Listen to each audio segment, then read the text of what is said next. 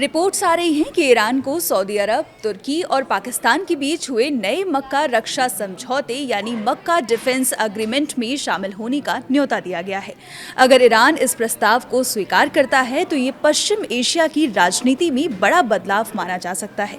क्या है ये मक्का डिफेंस पैक्ट और क्या इस एग्रीमेंट से मिडिल ईस्ट में कुछ बदलाव होने वाला है, जानेंगे इस वीडियो में। आप देख रहे हैं न्यूज़ 18 का डिजिटल प्लेटफॉर्म और मैं हूं आपके साथ पल्लवी त्रिपाठी।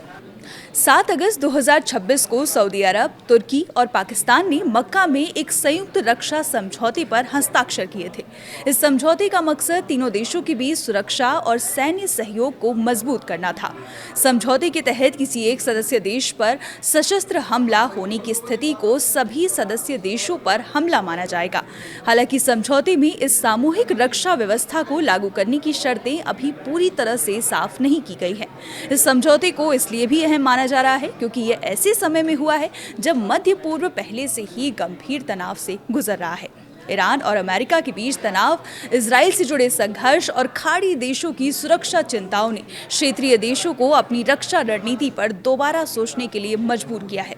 ऐसे माहौल में सऊदी अरब, तुर्की और पाकिस्तान का एक साथ आना एक बड़ी रणनीतिक संदेश के तौर पर देखा जा रहा है, लेकिन इस न्योते की आधिकारिक पुष्टि अभी सामने नहीं आई है, इसलिए इसे फिलहाल रिपोर्ट के तौर पर ही देखा जा रहा है।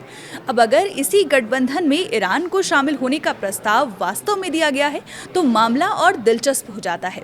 इसकी वजह है ईरान और सऊदी अरब के बीच लंबे समय तक चली राइवलरी।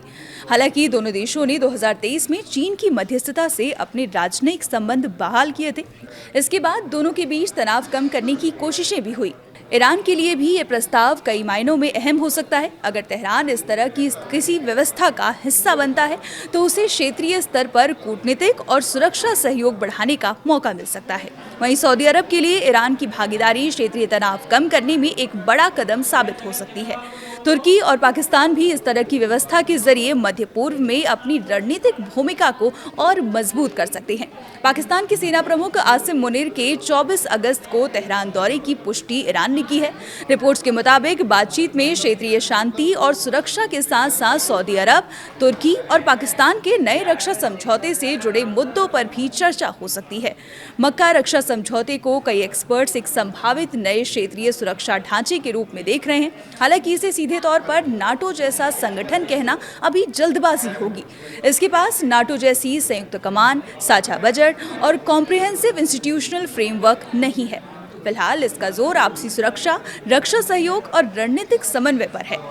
सबसे बड़ा सवाल यही है कि अगर ईरान वास्तव में इस समझौते में शामिल होता है तो इसका असर अमेरिका, इजराइल और दूसरे खाड़ी देशों के साथ उसके संबंधों पर क्या पड़ेगा। क्या इससे क्षेत्र में तनाव कम होगा या फिर नए शक्ति संतुलन की शुरुआत होगी, ये आने वाले दिनों में साफ होगा। फिलहाल इतना जरूर है कि सऊदी अरब, तुर्की और पाकिस्तान का नया रक्षा समझौता और उसमें ईरान को संभावित न्योता मध्य पूर्व की बदलती राजनीति का संकेत है।